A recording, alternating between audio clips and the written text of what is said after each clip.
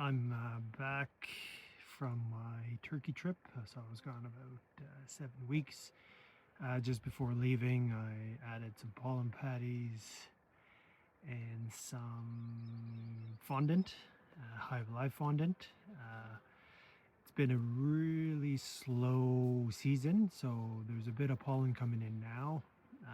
But we're May 21st, I think, and we're still getting negative evening temperatures. And while I was gone, we were still getting, I think the lowest it got was about -20. So spring actually arrived the day I came back on Sunday. But like I said, we had frost this morning. It's kind of cold. So the colonies are struggling. So the green one, let's see, that one right there is doing fine. It's got about 3 frames of brood. I just added some pollen patties and more fondant just to make sure they don't run out. So I have to go out east again this weekend for a week. So I just want to make sure they have what they want. I've had to consolidate the colony that was next to it. So that one there had severe dysentery. So no Nosema, but just lots of dysentery. And when I did check the poop, a lot of rust spores in clumps, so telling me they collected rust spores off of leaves and stuff like that, and also sporadic fungal and rust spores and tree type pollens. So that tells me that, and I also analyzed my honey that was in there, so very high honeydew. And that colony there did have quite a bit of mortality over winter.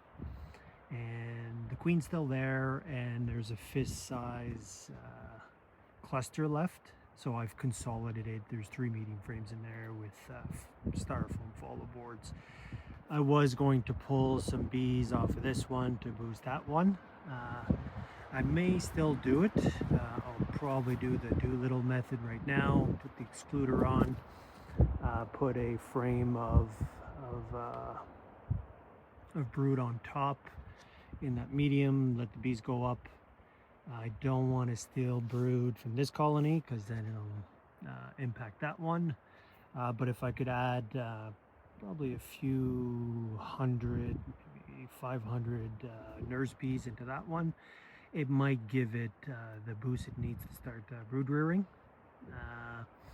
That's about all I can do with it. I've learned my lesson. Weak colonies coming out of winter, you can do your best to try to get them to recover, but likely they're weak for certain reasons. So this one was probably health reasons. So I will probably do it right now. So I wasn't going to do it, but I'll do the Doolittle method now and pull some nurse bees. The other yard, same thing. So there was a second colony with a small cluster. It succumbed just looking at the temperature trends. It tried brood rearing, but cluster size was too small, and the cold was just too cold. So that's the struggle here, is to try to get them to get big enough so they can get over that spring hump.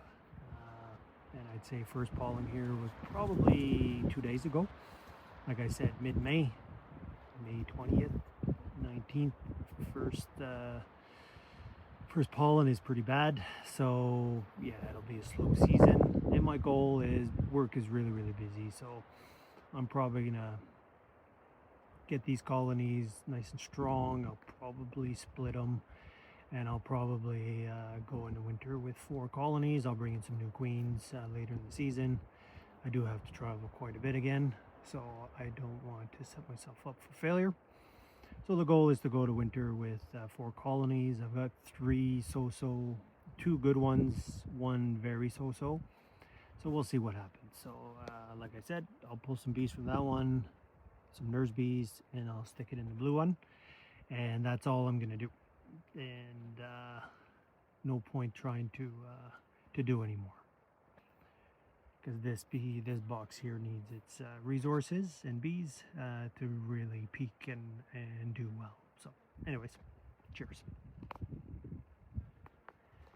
And I guess a note, that green box there has a queen.